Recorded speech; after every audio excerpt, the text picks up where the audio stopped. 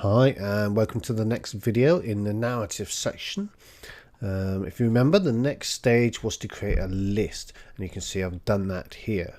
Now what you want to do is make sure that the objects in your list are very much objects that you want to include in your scene, because the next stage after this is modeling and texturing, and that takes a lot of time. You know, it's a big commitment beyond this sort of stage, so make sure you give it some real thought about what you want to create for your scene. I'll put this document on the lecture also, so you can download it and use it as a template, or just study it in a bit more detail, whatever you want to do. So you can see I've written here, think about the person and or the location of your scene. You know, it's really important. Tell their story with the objects that you place in the scene.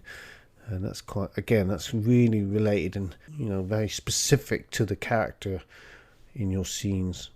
Think about what your characters do while they're doing it there in that particular location, and what impact does that have on the scene itself. If they're damaging the environment, carving huge chunks out of it, then you know that's going to be quite important. There's going to be debris and bits of junk and stuff lying about the place, and it's going to make it a lot more interesting. You know, and think about what motivates them to do what they're doing.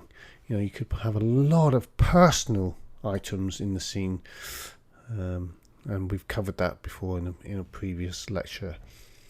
So you can see the list here I've created. You know, cover, tent, I think you've probably seen that already. Spade, fork, pickaxe, all the objects that I mentioned before.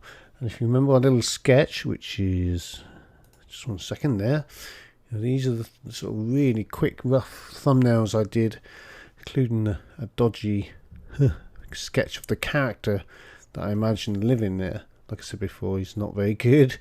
You know, character artists would take that apart and do a much better job than I've done there. But you know, it gives me an idea. That's the point. It gives me an idea of the character, and just gives me an idea of the types of things he would have in the scene.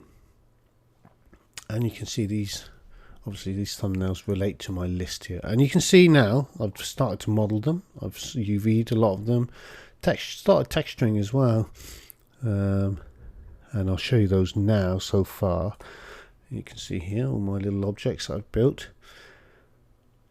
I think I've actually extended this one further, so there's like a back on it now, and I've got it waving in the wind inside Unity. So there'll be a few more objects than what you can see here. I'm going to do a fair amount, and then I'm going to texture them and put them into Unity.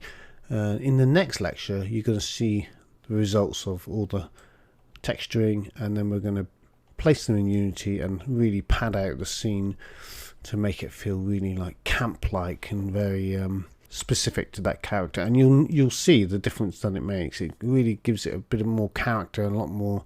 Makes it a lot more interesting, and when you arrive there from a game perspective, you'll know why the character's there and what he does, pretty much, or have an idea of it at least. So that would be cool. So that's it for now. I just wanted to show you that, and like I said, I will put that document on the on this lecture, so you can download it and create your own. I've used the same sort of traffic light system for checking off my models when I've modeled them, UV'd them and textured them, so you should do the same and just keep track of everything that you do. And yeah, so I will see you in the next lecture.